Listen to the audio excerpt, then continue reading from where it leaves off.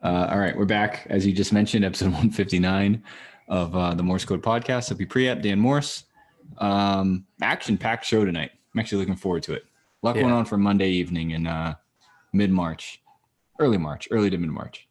A ton.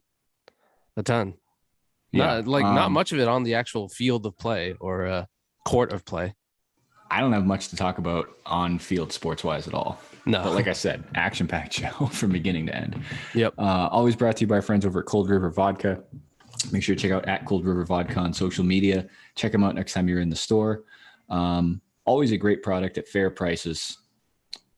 If they're listening, feel free to use that slogan anytime without any sort of royalties. Great vodka, better prices. Cold River. And if there's ever an appropriate time for having fair prices, what's been on your timeline lately? Seen anything about the price per unit? Perhaps something that's sold in gallons. I just might start pouring vodka in my gas tank and see what happens. See how far it gets me. Dude, you saw that RG3 tweet, which he stole from someone else, which I think was a pretty good tweet. And people I don't think so, actually. I don't think I follow RG3, unfortunately. Okay, so I don't either. It made its way to my timeline because a bunch of people were like, all right, we, the black community, would like to trade RG3 away. Because it was basically like, I wish I could suck all the gas out of my stomach and put it into my car. He worded it weirdly. Someone else had already made that tweet, and it was funny because it wasn't a famous person. And then he was like, you know what? Let me put my flair on this. That's a wild thing for him to say on his own without like subtweeting or retweeting. Have you tried that? I'm taking tomorrow off to try this. Yeah. Just going to fart in your gas tank. Dude, Antonio Brown, he is not going to be, he's the one person not affected by this. Absolutely. Absolutely. So where do you, oh God, no, it's weird. Like I think it goes like periods without it. And then like people just get bored. So it's like, all right, let's get back to the gas thing.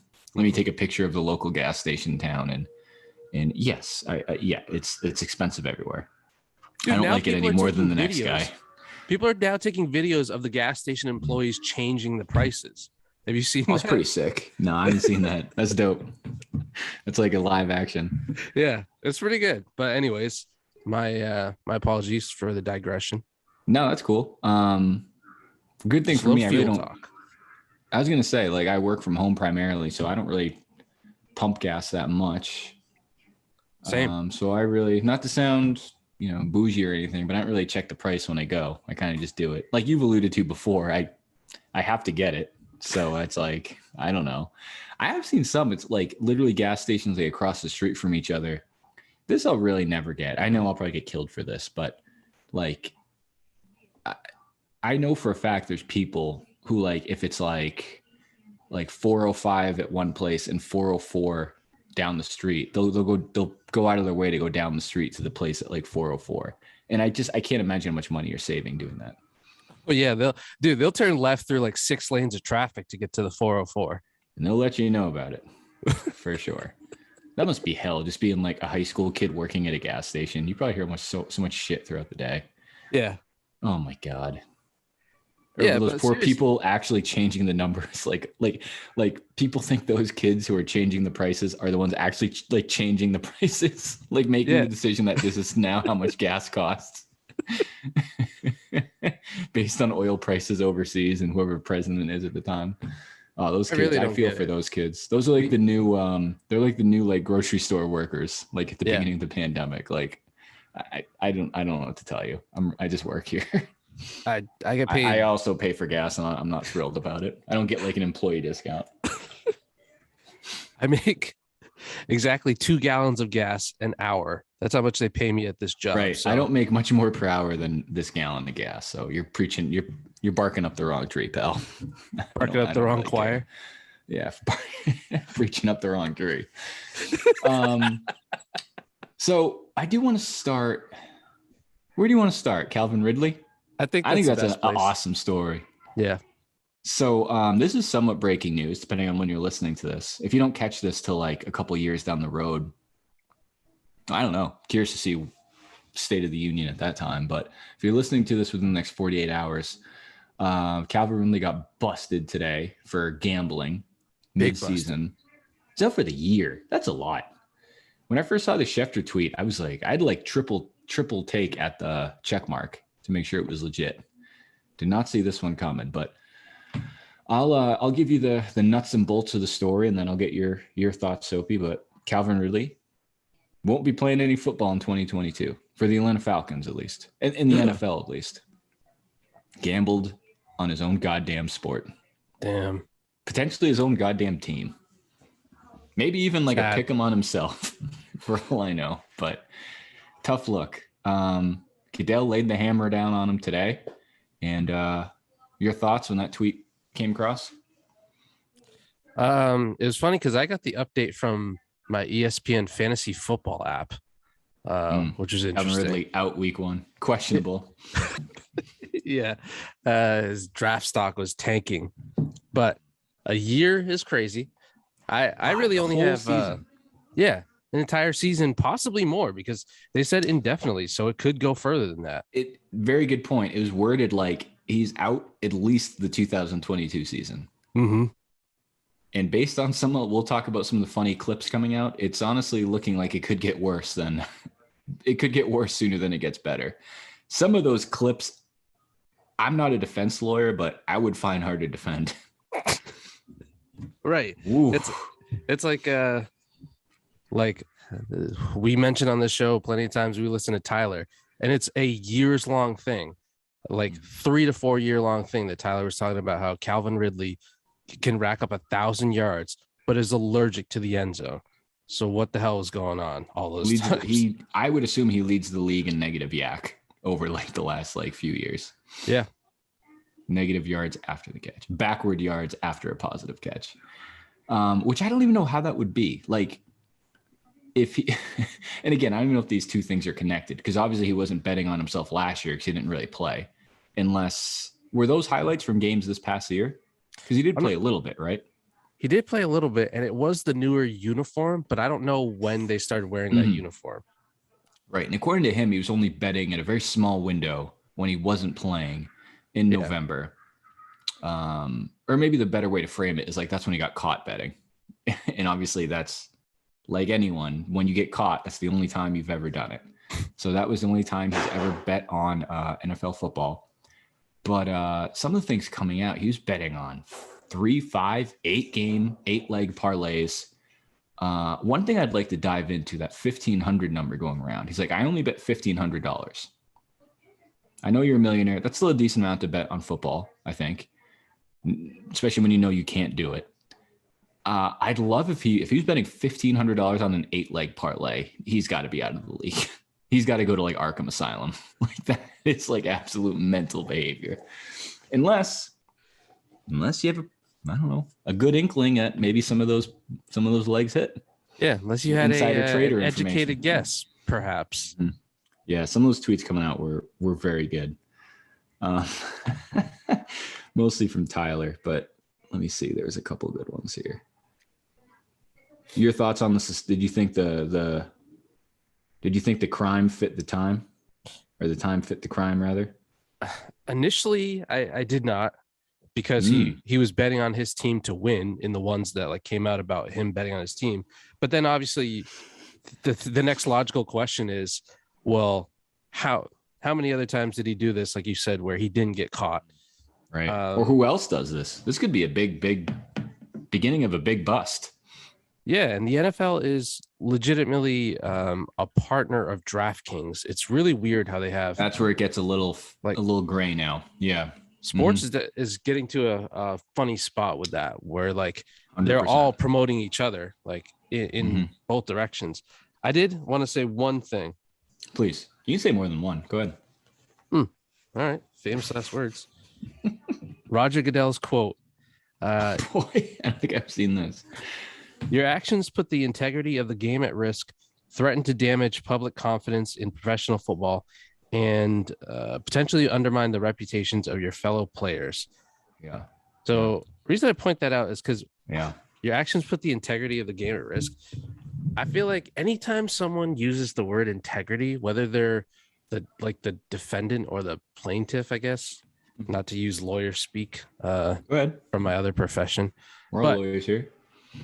anytime someone uses the word integrity, I'm like, dude, shut up. Like, it's always the corniest and people who are also guilty themselves. It's like, well, you guys will let, yeah, it's like everyone's seen the Ray Rice got, a few games or whatever the fuck it was in the end. But Calvin Ridley gambles and gets an entire season. It's like when someone gets accused of, not to laugh at this, but like sexual assault, it'll always be, how dare you accuse me of my integrity? I would never touch a woman like that. I have daughters. Yeah, exactly. It always comes off that way. So it's just hilarious that Roger Goodell on his high horse again. But anyways, it's I have daughters, I have a black friend, I have a gay friend. It's like the same difference. It's like, okay, I work with women. Do you think I'd touch one like this? You think I'd speak to one like this? Yeah, no, I agree. That's a good point. That's actually where my head first went. And I'm surprised I'm sure it's out there, but I didn't see as much of that as I thought I would. Like immediate. I know there's certain personalities online. I was waiting to go this route immediately, which I'm not saying isn't fair, but yeah, like the punishment for Ray Rice and Kareem Hunt and those some other guys versus something like this. Dude, even like Josh Gordon had multiple strikes, but like he's out, he's done, he's banished from the league for something it's different because it's like, okay, so like domestic violence isn't legal in any capacity. Marijuana is legal in some capacity, just not when you're playing in the NFL. Gambling is obviously legal in some capacity, just when you're not playing in the NFL. And sometimes those are the ones that, like you just said, Goodell kind of has the integrity argument over, maybe not over, but yeah, maybe over some of the other stuff. Like there's some really bad people in the NFL. I still think Greg Hardy's the worst one when it comes to domestic violence stories. That one was pretty bad. He was in the news a little bit this weekend. Did he have a UFC fight? Yeah, was he on Rogan today? Out of him. Oh, did he? Yeah. He often isn't. He not good? Doesn't he? Yeah, often I don't lose? think so. Yeah, that's a shame. Yeah, Ridley, and he wasn't very apologetic about it either, which I don't hate. No, his tweets like themselves were very funny. Yep, he was good. Sure, his agent isn't thrilled, but one of the other funny, interesting things that came out was, I think I saw a tweet somewhat recently where it's like there were teams up until like the last couple hours ready to pull the trigger on a Calvin Ridley trade, and I think I saw one that said that the Falcons were reluctant to make a move because they knew there were some ongoing things like this, and they wanted to see how it played out. Yeah, they were negotiating in good faith, or rather, I guess they weren't business. Negotiating because they felt guilty. Bad business. You deny till you die, sell low, and then use your problem now. Sorry, I didn't know any of this was going on. I think if it was like Kraft and Belichick, they'd trade him for like a third rounder. People would call him crazy, and then looks like a pretty good pick now when all said and done. Speaking of integrity. But no, that was interesting. People always use that joke like, oh, I didn't see that on my 2021 bingo board, or 2022 bingo board, rather. I did not see this crossing my timeline today. No. Did not what see a bombshell timeline. That was a bombshell tweet. That might be up there for biggest bombshell of the year. And sports-wise, that was a pretty bombshell news dump by, I saw it from Field Yates first, actually. Did Shefty, really? I'm sure Shefty beat him or someone, but yeah, Adam wouldn't let that flow. Who is his like Woj versus Sham in the NBA? Who's Schefter's biggest competition? Rappaport. Rappaport. Yep. I wonder if they like cringe or like flinch at the mention of the other guy's name. Like, don't like Harry Potter and Voldemort. That. Yeah. Yeah. Not fans. That like Adam. Yeah, we say Adam. Adam like scolds his children if they like mention Rappaport's name at the dinner table. Like puts a padlock on their door and cuts the Wi-Fi, and vice versa. Doesn't allow the NFL Network to be part of their cable package. No, no, or he's got it restricted, so you have to put in like a parental passcode on the remote. Yeah, Rappaport sucks 69 to open it up. It's interesting. Like this whole time, I never knew Shams was so young. I think he's like 27. So the rivalry of him and Woj is pretty funny. Mm-hmm. It's the equivalent of like Tom Brady and like Justin Herbert or something, like an on-field type of thing. And I don't know. I think Shams gets a lot of like the like quick hit, like when it's like free agency time or like trade deadline. I think Shams will get the high volume ones, but Woj will just drop a Woj bomb, like a Woj nuke on the big ones. Yeah. Big stories. I think Woj is kind of on to bigger and better things. Shams is tweeting out small potatoes. Big moves. He's got the relationships, but Woj bombs just come out of nowhere. There's no bomb shelter that'll protect you from a Woj bomb. Yeah, I feel like for obvious reasons, the age thing probably being the top one. I think Shams is like actually has relations with the players, whereas Woj is probably more connected to the front office people. I did see it's going to be interesting. I think if I read this correctly, I think Shams, Woj, and like maybe it's Chris Haynes was the third guy are all going to be free agents this summer. Summer 2010, all over again. Free agents. Oh, like for a company? Their contracts are over with. I think Shams is with Stadium, and then Woj is with ESPN. ESPN. Think we got a shot? I actually have a coworker. Okay. Who went to St. Bonaventure. Okay. Which is where Woj went. Okay. And he's going to help me craft a nice little letter to see if we can get him on the show. No lie. It's not going to work, but.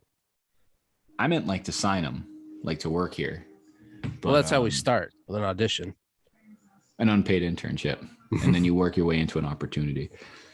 There's also unpaid. That will continue to be unpaid for the length of your employment. Yeah, I just saw a tweet from Tyler from a couple hours ago. It's in quotes. Hey, Cordarrelle, how's that knee feeling? You know, Jacksonville's 27th in rush defense, DVOA, you know. Could be some meat on the bone there. Hey, Kyle, it's that Calvin. show's going to be great. Hey, Kyle, it's Calvin. I missed practice today. Would you say that Matt was favoring you or Hayden during the red zone drills? Oh, this is so bad. Like, I think, like I said, I think this can only get worse. Like, he can't come out and be. Oh, the other funny thing was how he got caught. So it was flagged because he was betting out of state. I think he was like in Florida. Is online sports betting legal in Georgia? That's what I wanted to confirm. Because if not, that's like me living in Maine, driving for no reason, like 45 minutes to the Portsmouth Bridge to make a bet and then drive home like right after. Good question. I think it's legal because I know Tyler can do pick'em and he's in Georgia. Well, actually, no, that's still considered. You mean like underdog? Yeah. No, online sports betting is not legal in Georgia. I mean, Calvin, come on, buddy. Like, wow. What are you doing? Talk about. He might have just been in town in the Jacksonville area and figured I'll sprinkle a few shekels on a couple games. What's the worst that could happen? Besides not get paid for an entire year? I don't know. You think his trade value's gone up? Yeah, he seems pretty okay with it, honestly. Whoever gets him like a year from now is going to sign him to like a. They're going to be like, well, you didn't make anything last year, so vet minimum is what you're getting, pal. I'd sign him for the vet. I'd honestly. Would you sign him for the vet minimum right now? If it was a more than 1 year contract? Oh yeah. Me too. Okay. Yeah. Okay. That'd be sick. Would you trade N'Keal Harry for him right now? Yeah, even if it was only a 1 year contract. Same strictly the 2022 season, and he's a unrestricted free agent. Yeah. In fact, he's one step further. He's a free agent to anybody but the Patriots. He can only sign elsewhere in 2023. I would trade N'Keal Harry for him. Mm-hmm. We should work on like framing. There's got to be a way to frame N'Keal Harry. I hope this is like, well, like I said, I don't know. I mean, I don't know if this, I'm trying to think how it could lead to like a bigger bust because they just found one guy, but he can't be the only one. He's probably the biggest name. Like, you're an idiot if you're a marquee player doing this. But if you're like a third string, like, you know, third string defensive back for the Jets, and you hear a thing or two in the locker room, it's not hard to create a fake online profile, get a couple offshore bank accounts in the mix, lay it down. I mean, the easiest one has to be over-unders on yourself. Like if you're under 0.5 touchdowns, you just don't score a touchdown. Yeah. AKA those Calvin Ridley videos that were like trending on Twitter. And I'm sure like you could find a clip like that for everyone, but I don't know. Those 3 or 4 plays, that one at the end was ridiculous. I think it looked like a pretty wide open pass against the Chiefs. There's one guy on camera.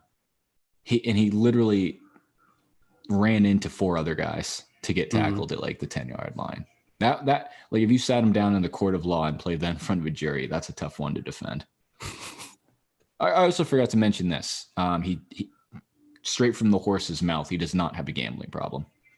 It was only $1,500. So you got to take the man at what it's worth. Take a man's word for what it's worth, rather. Yeah, I saw a tweet that put it into the context of like he was willing to risk 1,500, or he bet 1,500, knowing that he was about to risk like 10 million. Arguably the worst odds you could ever come up with. That's a great one. Life's funny when you look at it that way, huh, pal? Sure is. I did want to pull, let me see. ESPN did put a formal piece of work together here. Michael Rothstein. This is probably as good as time as ever to mention the Gambling Anonymous phone line. Put that in the show notes. 1-800 hit me. 1-800 let it ride, baby. It's terrible. 1-800 I'll split them, please. Let's effing go. 1-800 product code LFG. Product code let it ride for half off your first deposit at Foxwoods Casino. He's the second player to be suspended for betting on NFL games since 2018. You know who the other one was? See, this is what I mean. The other one was then Arizona Cardinals defensive back Josh Shaw, was suspended in 2019 after the NFL learned he had bet on league games while on injured reserve. And that was before sports betting was like marketable.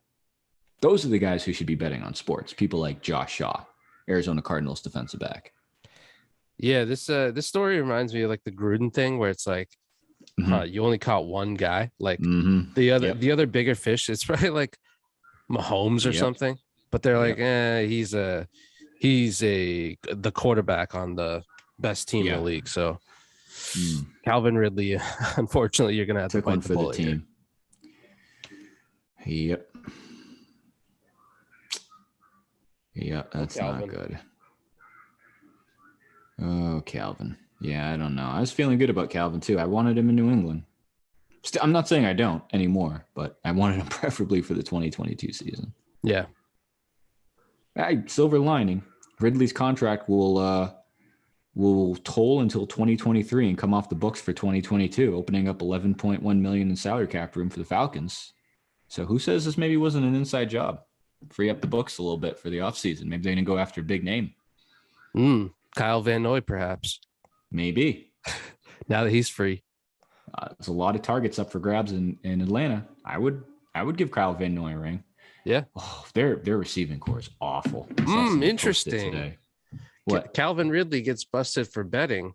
Yep. Kyle Van Noy, a man who backs lines, literally, is dropped and released by the Patriots. Wow. Connect the dots. I think our listeners, this is sad. This is fucked up. What is this? Oh, God. Here's a timeline. From Atlanta Falcons wide receiver Calvin Ridley's tumultuous 2021 season to suspension.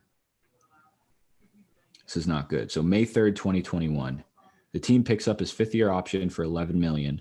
June 9th, the Falcons traded away Julio Jones, making Ridley the team's top receiver. And it seemed all but guaranteed he would get a long-term extension. Don't hold your breath on that one. June 15th, Ridley spoke to the media about his off-season foot surgery. Okay, this is kind of taking a long time. July 29th, Ridley declared the foot healthy in training camp, but did not participate. This is the stupidest fucking article I've ever read. So you just already read. Ridley seriously has his wisdom teeth removed. No, listen to this.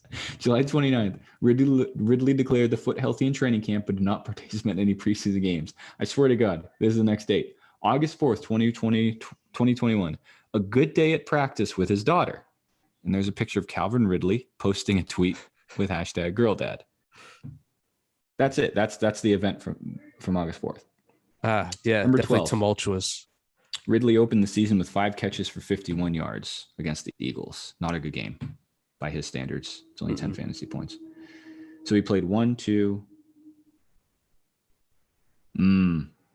Here's where it all went downhill. And here's where I think a lot of blame is going to be put. October 7th, week 3.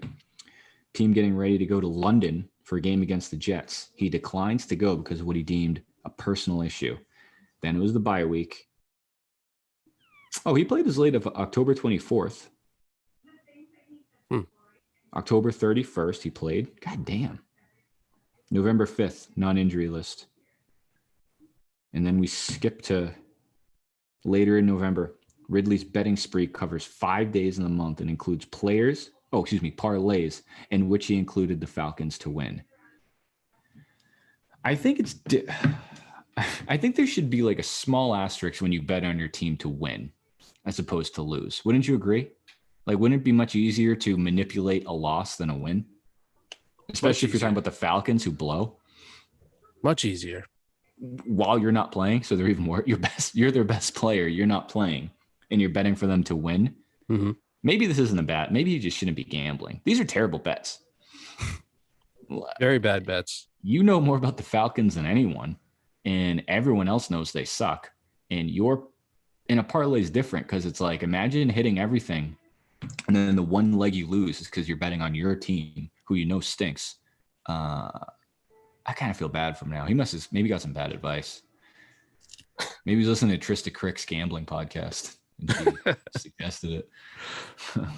Wow. Yeah. Unless when he was betting on his team to win is because he had some insider information about the opponent and he was influencing them to lose. That's another layer to this little bean burrito dip we got brewing here. That's another one. I don't know. You think he's going to bet again? False name? Dalvin Schmidley? Like, what's the punishment if he gets busted again? It's almost just like, obviously you're out of the league, but like, dude, come on. Like, come on, bro. It's almost like the Josh Gordon thing. I remember when it was like his, like, literally 3rd or 4th suspension. It's like, just stop giving him another chance. He clearly doesn't get it. Like, it's not anyone's fault. It's not the NFL. At that point, it's not the NFL's fault. Like, you can buy him counseling. Again, it just sounds so stupid saying it out loud. So you can buy him counseling. They did so much for him. And I think it was literally at least 3, maybe like 3, 4, or 5 like suspensions. And it's like, all right, like, good news Friday. Josh Gordon's reinstatement has been approved by the league. Got to pray for the kid this time. It's like, no, you don't. Like, you're a fucking moron. Like, the 3rd time. You're way too good to like just keep doing this.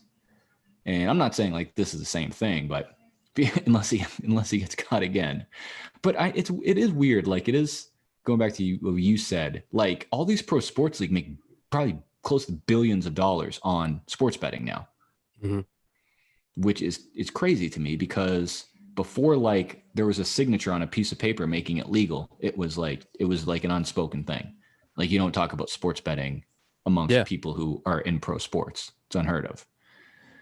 Yeah. Now they have full-on TV talk shows and like are hiring an entire workforce. Dude, everything's based around gambling now. Like, you look at like this, the ESPN tickers, it has like the over-unders, the spreads. Like you said, there's literally people employed to host shows about gambling. Every like local pregame show has, the pick'ems and over-unders. It's crazy. And it's like, this guy just wanted to get in. He might have been watching like Celtics pregame live and saw Scal talking about Scal's picks of the game or whatever the hell that stupid ass segment is called. And like I said, just wanted to have a little fun. I just Googled it really quickly because I was trying to remember, like, I know that the Patriots had a pretty big relationship, and it's because Robert Kraft was one of the early investors to DraftKings, one of the earliest and biggest investors. So it's like, what are we doing? Before it was legal? No, it was while it was legal, but just interesting. That'd be interesting. So it's like you can invest in this company, but you actually can't like on the record make money from it till it's legal. Good for that. That's really great. And again, I don't have a problem. I think it's great. But yeah, that was an interesting one coming across. We'll have to see how it goes. Thoughts and prayers, of course, out to Calvin Ridley. You're gonna have to hit a hot streak to make 11 million back. Yeah, man, it's gonna be some big leg parlays, if you ask me. Or you just play it safe and just hammer like a minus like 5,000, and then like put your life savings on it. Which I've never. Those bets are so stupid. Like bet $100 to make net $105. like what is? I don't understand it. I love seeing people lose those bets. That's always a good time. All right. What else we got going on? You want to go a little Celtics? Yeah. You want to start with Glenn Davis? Off court, or slightly off the court? What are you thinking? Let's start with Big Baby. If you want to talk about the actual game, we can do that after. Speaking of, just good guys getting busted in the public spotlight. That was so cool. Did you see that on the broadcast? I missed it. It was awkward as fuck. So awkward. Do you think it was on purpose? Like, did he just happen to get checked like when they panned to him? Yeah. Or was that the main reason they panned to him? Because they saw Glenn Davis getting escorted out of a seat that clearly wasn't purchased by Glenn Davis. No, they had panned to him once earlier, and it was when someone was shooting free throws. So they had spare time and they knew that he was there. So they panned to him once. Right. I don't know what the fuck he was doing, probably eating like a burrito or some shit. And then like went to the gameplay. And then the second time that they came back to him was when the seat debacle occurred. Always a tough situation. Do you want to explain it? I think we've all been there. We've all, kind of tested the limits with what radiuses of our purchase seats were. But he was like courtside under the basket, more or less. And real quick, going back, I was going to say before, there had to be someone at that game more noteworthy than Glenn Davis to do a literal feature on, where an intern had to literally type up a graphic about Glenn Davis and put it on the screen. Gorman was in the crowd. I'm sure some Nets, Brooklyn people were there. Yeah. Mark Wahlberg's brother was probably there. Like there had to be someone more noteworthy. It's a Sunday afternoon game against the Nets. Like, there's someone bigger than him. Yeah. So anyway, Glenn Davis was there. Was it the guy whose seats they were, or like an usher come up to him? It was was it Usher who came up to him? It was Usher's Usher. That's right. It was Usher's Usher at his cousin's wedding. Came up to Glenn Davis of all people, and basically, like, hey, like, are you sure these are your seats? And Glenn Davis played it like we all do. You do the double check at your ticket. Yeah. Like, oh, geez, you know what? This isn't row 7, balcony 300. Nope, this is a floor seat. These aren't. We don't really have really numbers for these. This you would know if you were on the floor or not, sir. My bad. And then they kind of escort him out. I'd love to know where his real seats were. At least Loge. He wasn't closer than Loge. So I have potentially a wet blanket to this story. Okay. This is Glenn Davis's word and his Instagram post. Oh. But he posted a picture, and his explanation was that his seat was actually one row behind, and the cause for like the mistake, again, this is his word, so who knows, but that his actual seat was taken, so naturally he thought that the open seat was actually his, but yeah, really he was one row behind. All right, we'll edit that out because we're gonna take that to be true. Yeah. And then friend of the program, Pele, had a great tweet about, he definitely did that insurance fraud stuff. Oh, for sure. That was like icing on the cake. Glenn Davis is definitely an insurance He's an insurance fraud guy. Yeah. Dental insurance fraud guy. He definitely did those fake root canals. No, Kevin Durant's I'm sure that was the case. Yeah, caught on a hot mic. What do you call him? Like a so fat bitch? I don't think it was quite that aggressive. I think he said I think he was Back like, to your oh, seat, you broke bitch. he was like, oh, those ain't your seats, big dog. Yeah. See, it's like my other thought was like, it's not like Glenn. Like at this point, I'm sure if Kevin Garnett like wants to go to a Celtics game, he can sit where he wants to sit. Like they'll make it work. I don't think Glenn Davis still has those ties with the Celtics, where it's like, hey, I'm in town. Who would he talk to? I don't know, like Wick Grosbeck. Like, hey, I'm in town. Like, can you hook Wick's me up got with him some blocked. seats? Yeah, like Glenn, like I can forward you the link to StubHub. Like, I don't know what you want me to tell you. Yeah, But that was the why is funniest Glenn part. Davis on the reseller market for his seats? Yeah, it was funny because it's like Glenn Davis was the perfect person for that to happen to. A, his career in Boston. B, all the stuff about the insurance story. And then C, like, no offense, I hope I'm not offending anyone, just his physical appearance. He's just a goofy fat guy. And it just looked funny him getting kicked out. Kind of like struggles to get up out of his seat and then just He went from literally on camera on an ESPN national broadcast to sitting one row back further.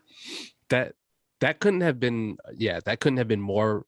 He was the perfect guy for that to happen to. Mm-hmm. And I was like, please, the rest of the country, like, don't associate Glenn Davis with the Celtics. Like, we don't claim this guy. That was really the first time I thought about Glenn Davis till like a year ago when we were talking about the insurance thing.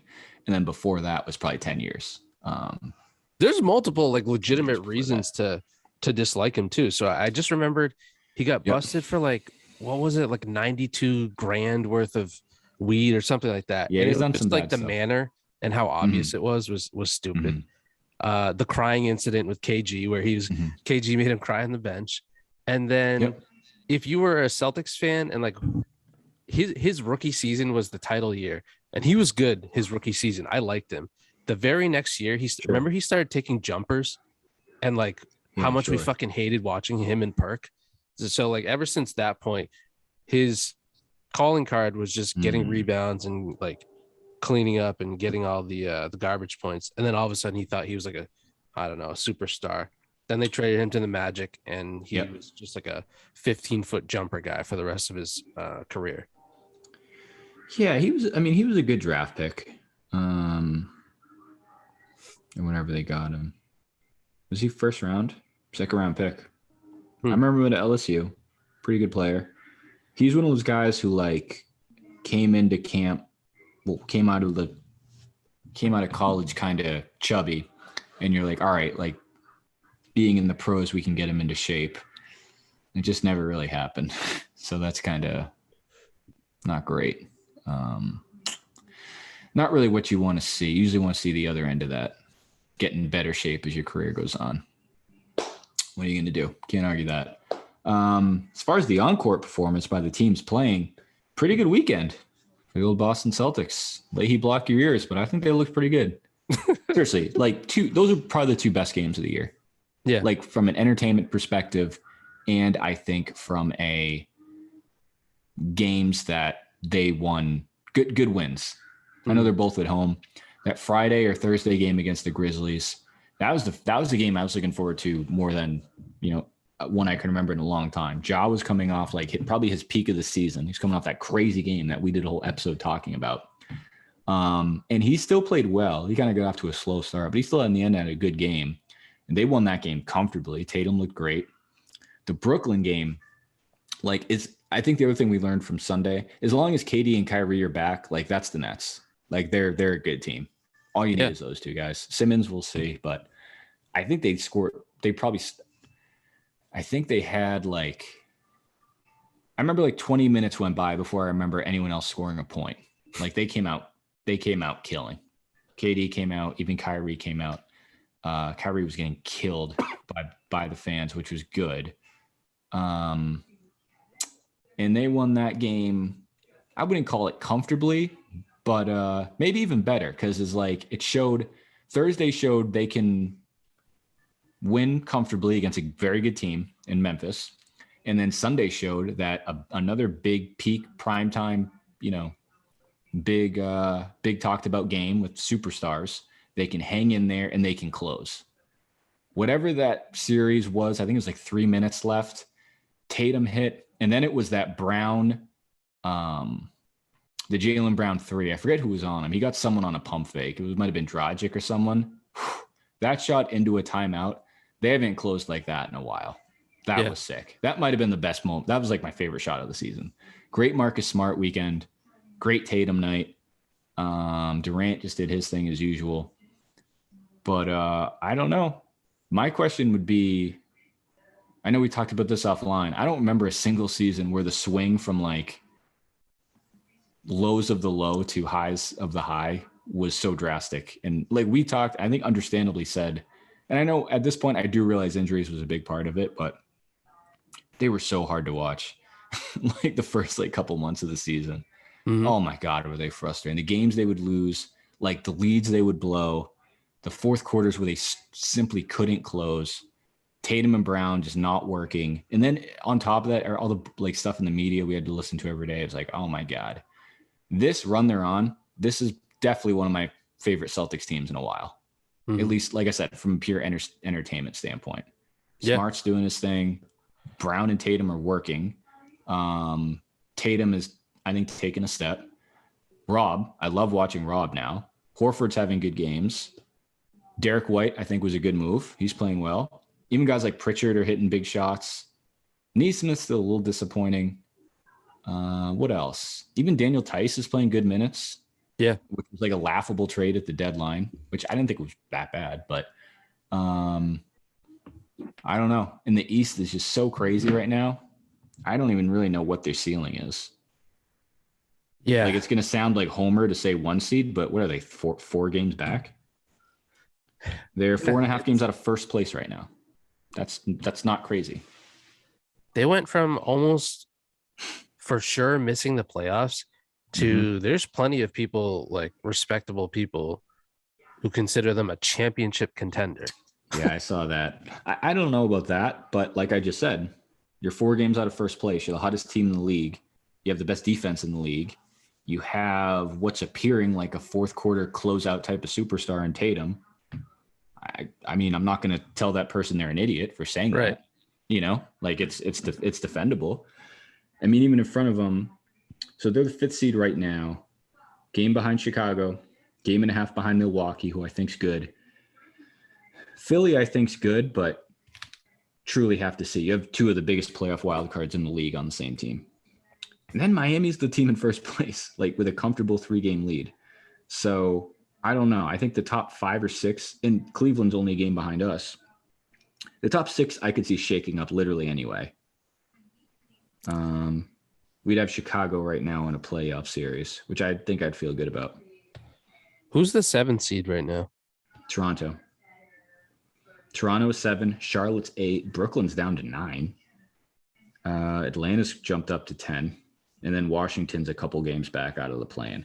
I mean, even Atlanta doesn't stink. Like when you have guys like Trae Young and Clint Capella and like good players, you don't stink. Charlotte has good players.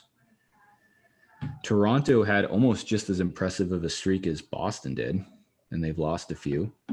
Cleveland's got good players, but I think most people would identify them as that young team right now. Chicago's kind of a wild card because they're all, you know, kind of a new squad. The only one I think can count on is probably Milwaukee, mostly because of Giannis. And they looked pretty good against Phoenix Sunday night as well. They can close too. So, and Chris Middleton is a Celtics killer. So right now, the teams ahead of Boston, Milwaukee, I think would scare me.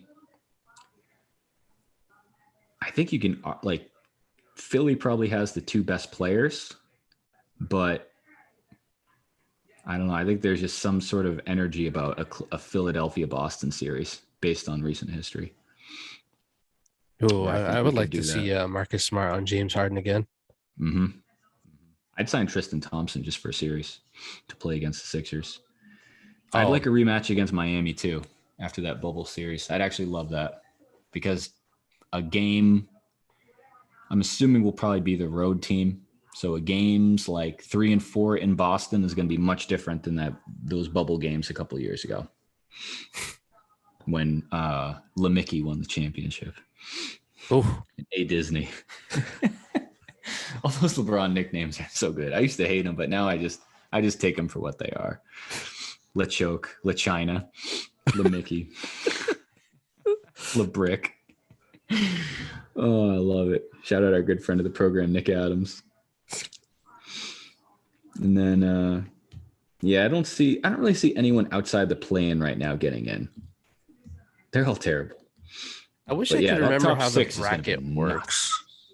I do. I did confirm it after the other day. So 7, 8, 9, 10, right? 7 plays 10. If 7 wins, they're in. They're the 7 seed. Okay.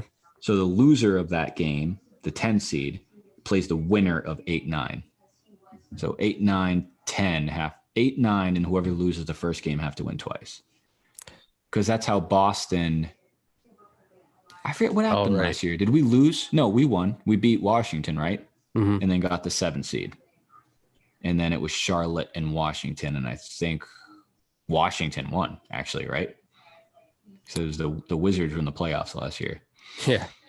Got smoked by Philadelphia, if I remember right. That sounds vaguely familiar, yes.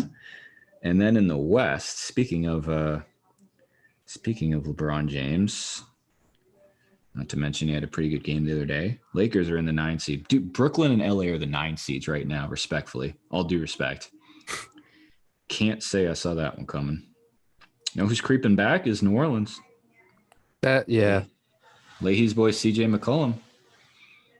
And Zion's apparently just like MVP favorite. Like driving through town, taking pictures everywhere, I guess. Oh, he's living his life like a 22-year-old man should. Absolutely. Really he was spotted at like the grocery store, the fucking city hall. He's everywhere but a basketball court at this point. Damn, dude. Phoenix has an 8-game lead over the Warriors. And the Grizzlies, for that matter. They're tied. Warriors have been a little slumpville ever since the last few weeks. So I'm looking forward to this should be a fun stretch. I think as long as they can I don't expect them to continue like whatever this has been, like an 800 winning percentage. If they continue to beat teams they should beat and then win a handful of games against the competitive ones, I think they'll be fine. I want to stay out of the play-in tournament. I think that should be rock bottom like floor right now, the play-in tournament. Yeah. Ceiling, I think ceiling would be a home top 3 seed. I don't see why not. I wonder who else they're playing. So let's get a quick little forecast. At Charlotte on Wednesday. Charlotte usually plays them tough. We play the Pistons. We play the Pistons like every other week. We got the Pistons on Friday. So that's a loss. Mavericks, KG retirement game in a couple weeks. See, what I mean is I'd like to see them continue. They should beat Charlotte. They should beat Detroit. I expect Dallas to be a tough game. Like if they lose a close game to Dallas, is what it is. Yeah. Ooh, what are you doing Thursday, March 17th, St. Patrick's Day? This is weird. Dude, so Thursday, March 17th, there's one game. It's Pistons at Magic at 7 p.m. on NBA TV. That's got to be a makeup game from a COVID thing. For some reason, both teams will be wearing green. Yeah, that's going to be fun. That's going to be very, very Celtic. Nuggets, because I think there's 20-something games left. I want to see some game. I want the Bucks, the Bulls. I'm going to leapfrog some positions here. Ooh, Leahy, if you're listening, Wednesday, March 23rd, Jazz at Celtics. Oh, that's a big one. I saw scalp our way in. Yeah, I saw a stat earlier today. Donovan has been averaging 27 points a game over his last, 11 or something like that. And the Jazz have gone 9-2. He's a great player. Really good player. Mm-hmm. Not as good as Jason Tatum. Correct. No, we should address this like he brought it up. So in case you're one of our listeners who hasn't hacked into our group chat, it's been ongoing. Our producer of the program, speaking of unpaid employees, producer of our program, big Donovan Mitchell guy. I don't know if he likes Don. I just think he likes Donovan Mitchell over Jason Tatum. I don't know if he actually likes him as a player. He just likes that argument. Yeah. And in the same regard, I don't think he dislikes Jason Tatum. I just think he's a fan of Donovan Mitchell over Jason Tatum, the idea of it. This one specific debate. Huge fan. He just has a jersey, but the jersey's like 51% Jazz and 49% like Celtics. In the back is just Mitchell greater than signed Tatum.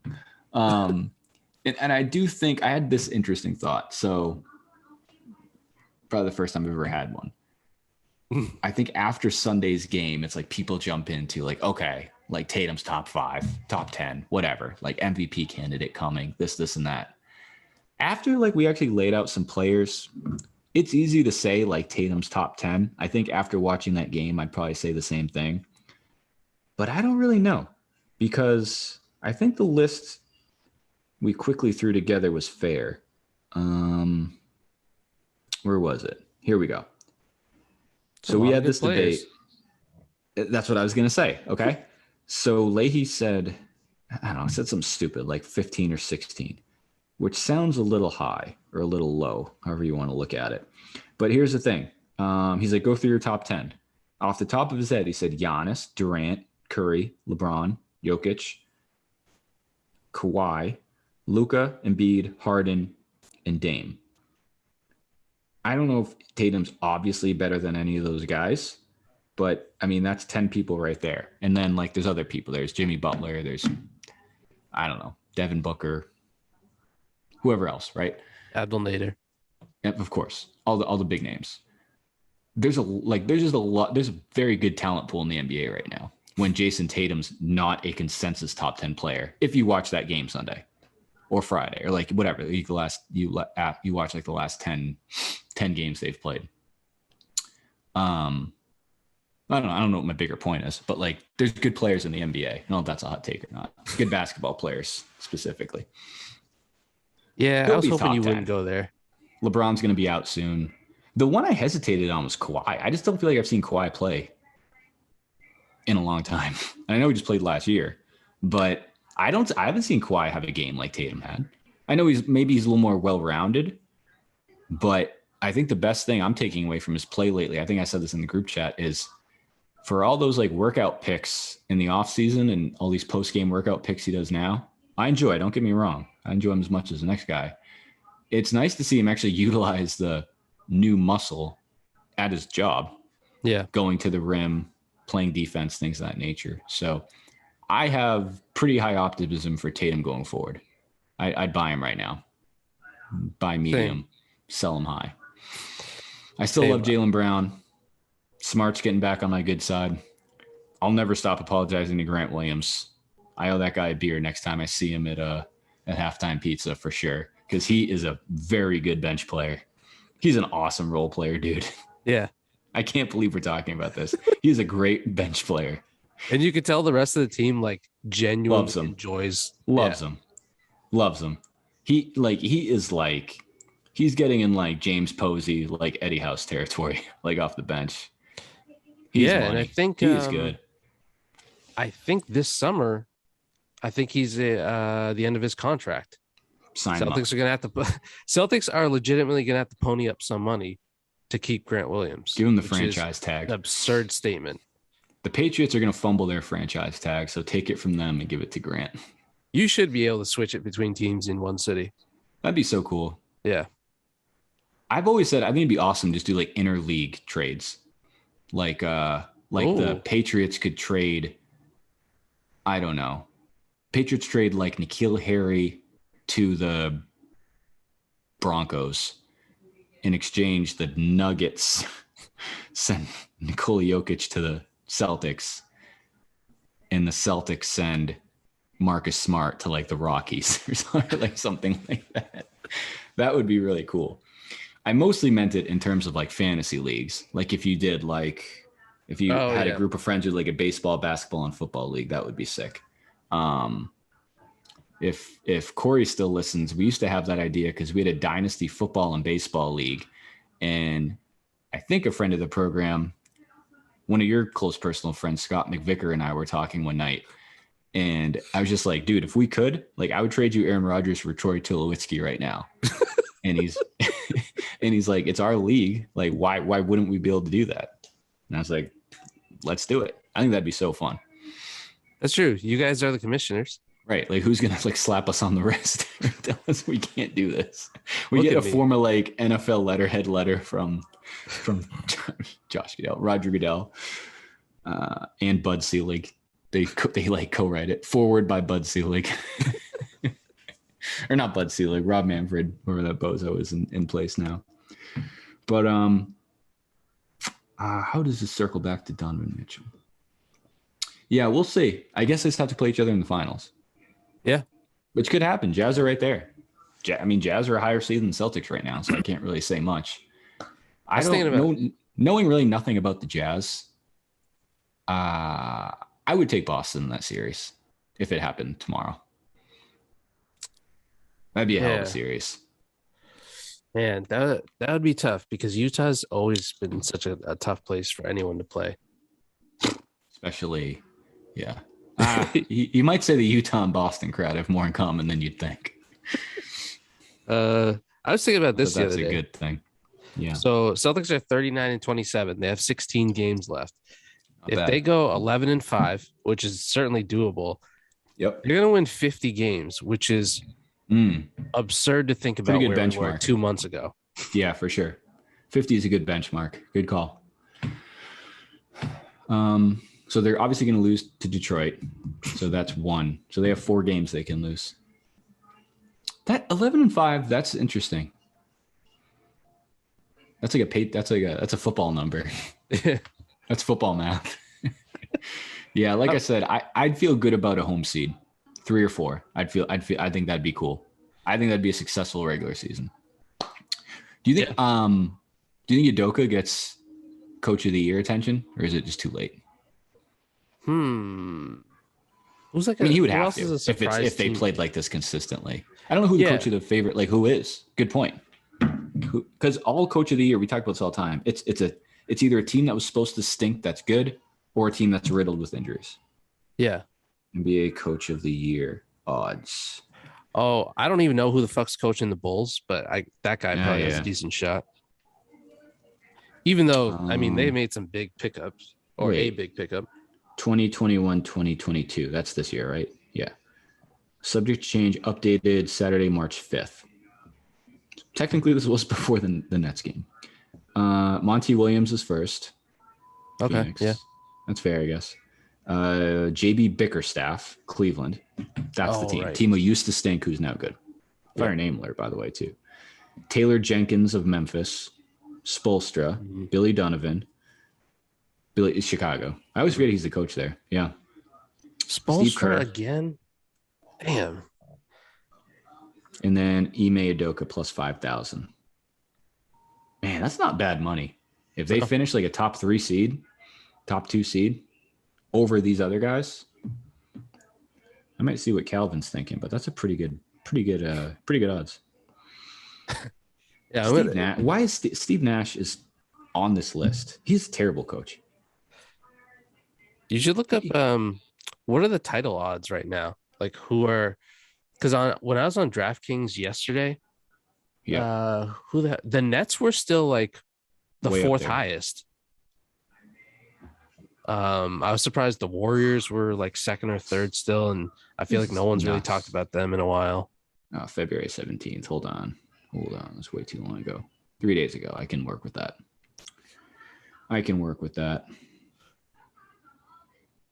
Suns, Warriors, Nets are all even at plus 450. Brooklyn Nets are in the 9th place right now. They might not even make the playoffs. When I saw that, I thought my app wasn't working or something. That's crazy. And this is also before the loss on Sunday. Yikes. Suns and Warriors make sense. Bucks. So Bucks are plus 650. I'd put my money on the Bucks all day before the Nets for better odds. Philly. So I'm going to read you some of the teams that are favorited below the Nets. You tell me when to stop. Bucks, yes. Sixers. Miami, who's literally in first place right now. Utah. Boston. Memphis. Chicago. Like, I get it. Like they're not their team, but what we saw Sunday was probably their team. I would assume that's their team. You had Ben Simmons. I don't know what that's really getting. That's maybe the biggest wild card in the league right now. Who knows? Yeah, I don't know. I mean, if we just saw what we saw Sunday, Celtics Nets would be a good series. Yeah. That'd be a 6 or 7 game series without a doubt. Yeah. You know? KD's unstoppable in the first half. I was going to say it's a KD thing. That's the only thing. KD is employed by the team, and he'll probably play during the playoffs, so they're favored to win the tournament if he's playing on that team. They've got to get out of that play-in, though.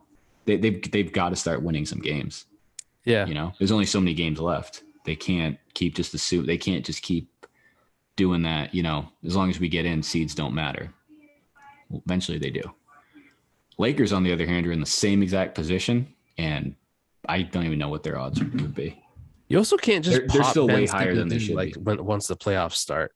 Nah, Lakers. I mean, they probably 5, will, but like, how the fuck's that gonna work? Lakers are plus 5,000, and they're the same exact position as the Nets. LeBron had 56, and they have LeBron James, right? So you're saying that's interesting. Good point. Lakers and Nets are the same seed right now. I guess you can argue the Lakers are in a tougher conference, maybe. LeBron and KD's better, but LeBron and KD, I think, are comparable. All that says is just how much better the rest of that roster is than the Lakers. Yeah. Even if you call KD and LeBron a wash, the rest of that roster, they have the Nets like 12 teams higher than the Lakers.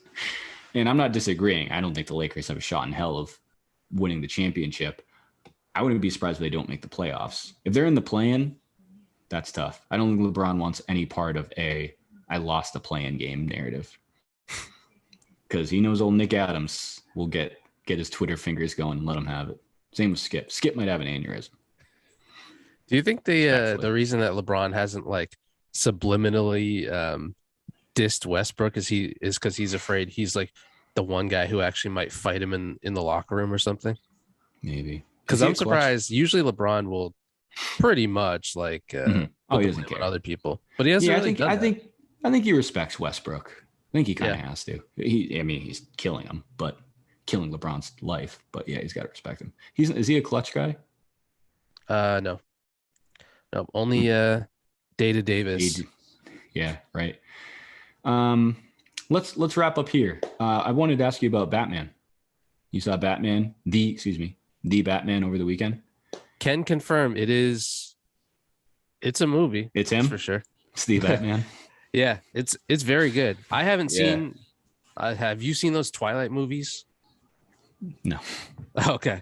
Oh, I wasn't sure. I know those are like crazy popular, but no, I haven't seen them. Not yet. Having said that, Robert Pattinson does a good job.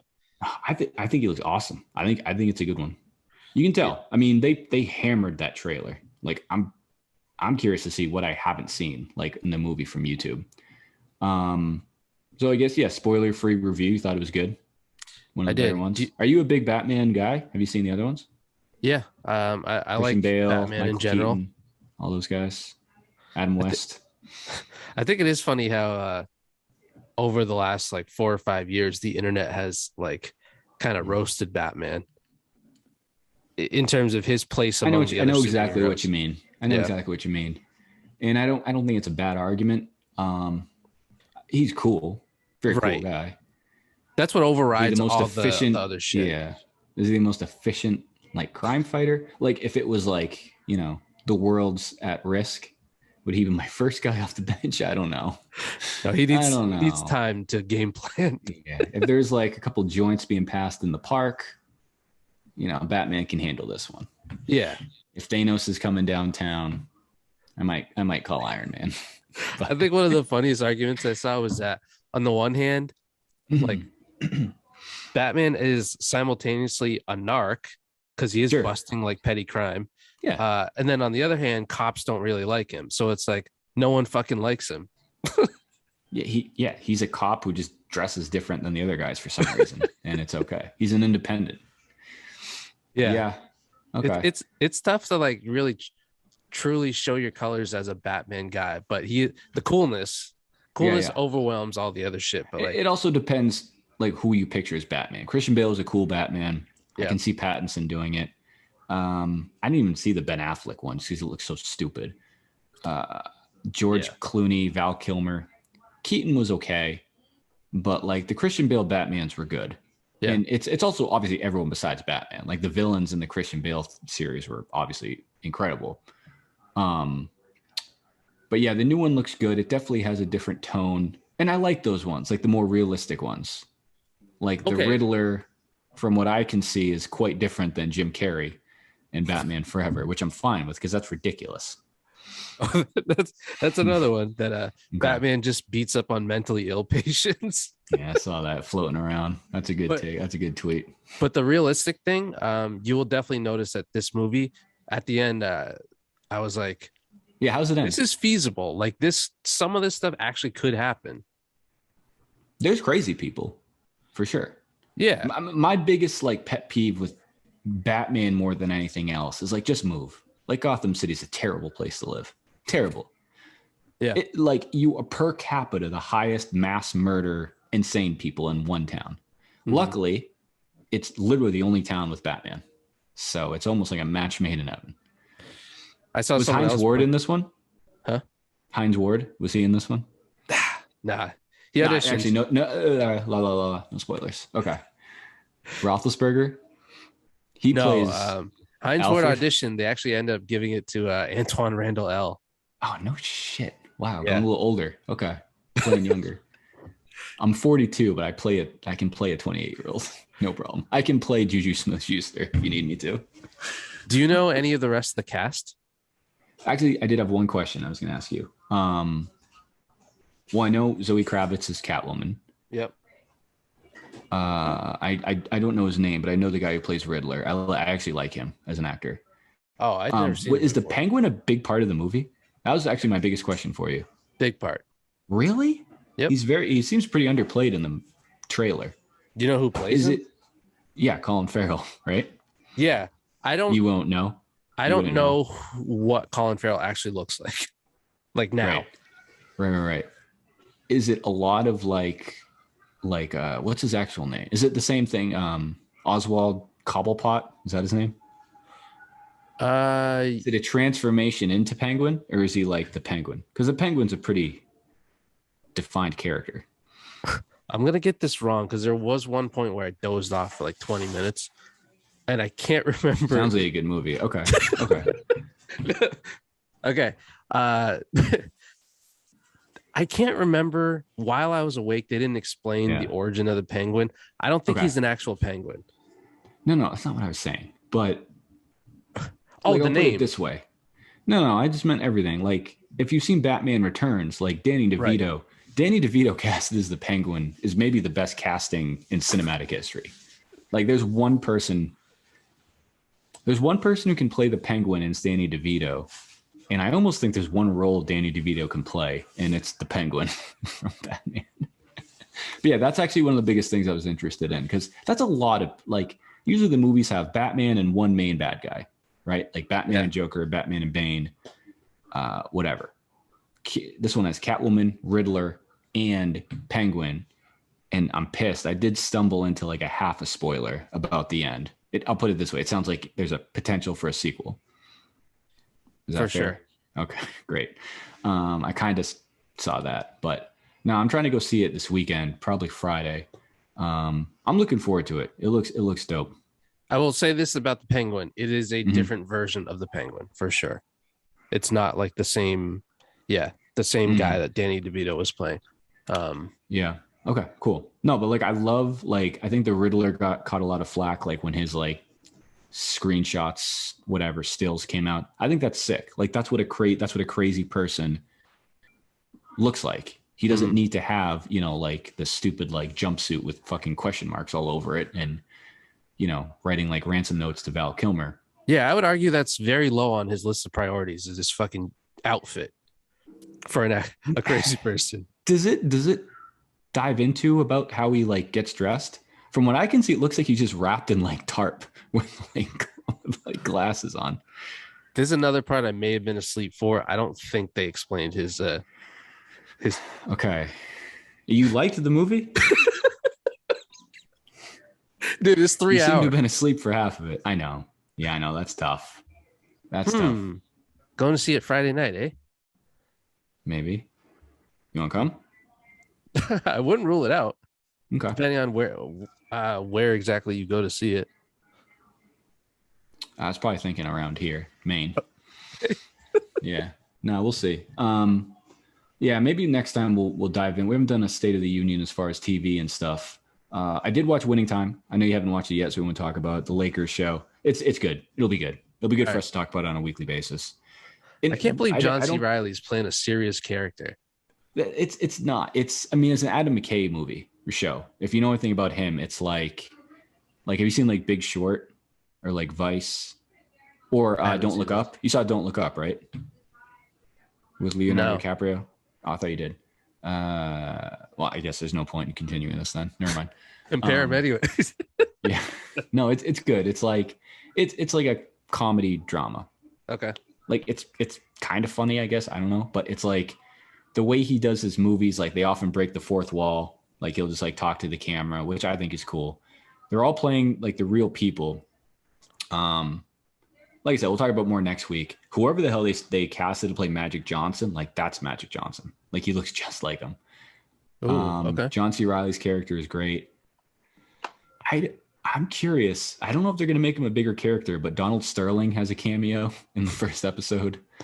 I guess before he bought the Clippers. What else?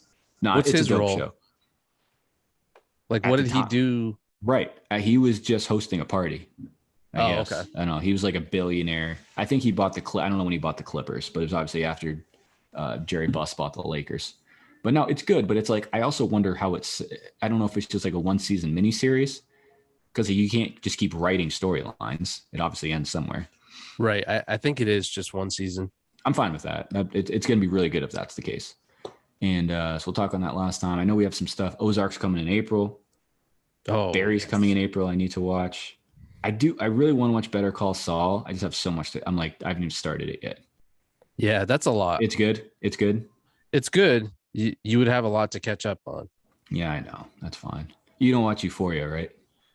I haven't yet. I'm going to. Yeah, there's a lot.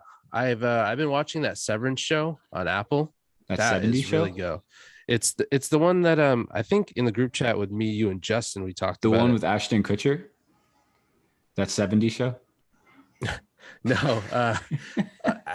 For a second I thought you were confusing him with Adam Scott, the guy from Step Brothers. Oh, Adam McKay directed Step Brothers too. The guy who directed Winning Wait, Time. really? Mm-hmm. And Anchorman. Okay. His first movie was Anchorman. So he does like slapstick comedies or like cool things like this. Yeah. I was just looking up today. So Step Brothers, Anchorman was his first big movie. He did The Other Guys with Mark Wahlberg. You know that movie? Oh, yeah, that's a good movie. Do you love that movie?